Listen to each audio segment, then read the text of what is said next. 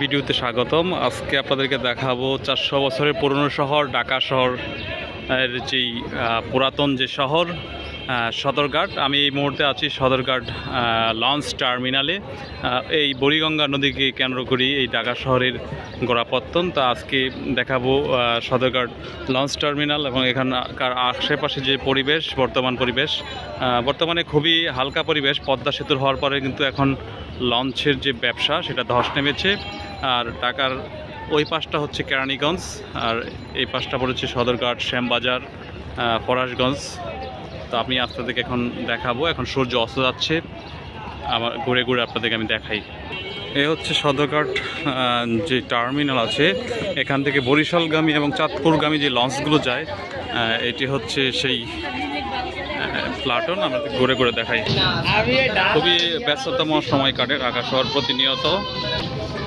এ হচ্ছে বুড়িগঙ্গা নদী, আর এই পাশ থেকে কিন্তু দেশের নৌ যে অভ্যন্তরীণ যানবাহন আছে, লঞ্চ যুগে যারা যাতায়াত করে তারা কিন্তু এখান থেকেই বাংলাদেশের বিভিন্ন জায়গায় যায়। আমি আপনাদেরকে ঘুরে ঘুরে দেখাই।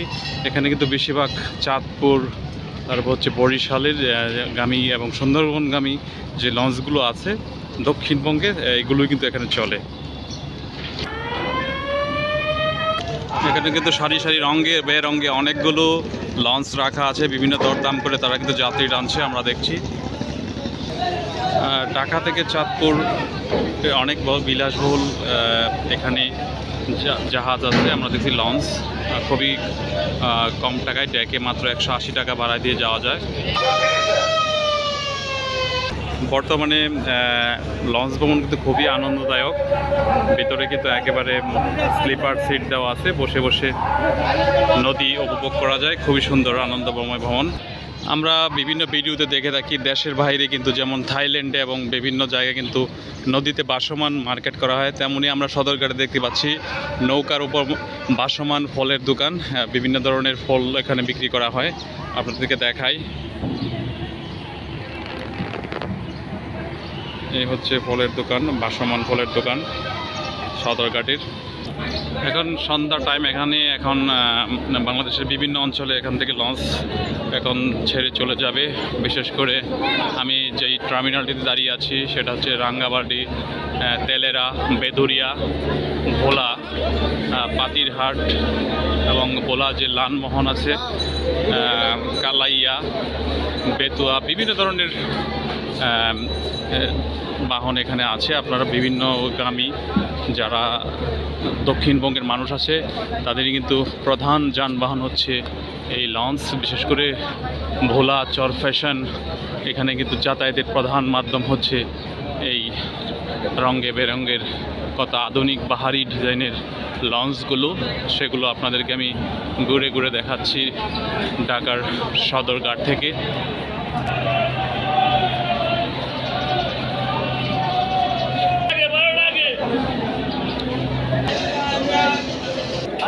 বন্ধুরা, এই জাহাজটি হচ্ছে বিখ্যাত যে মনপুরা বোলার, সেই হাতিয়া মনপুরা।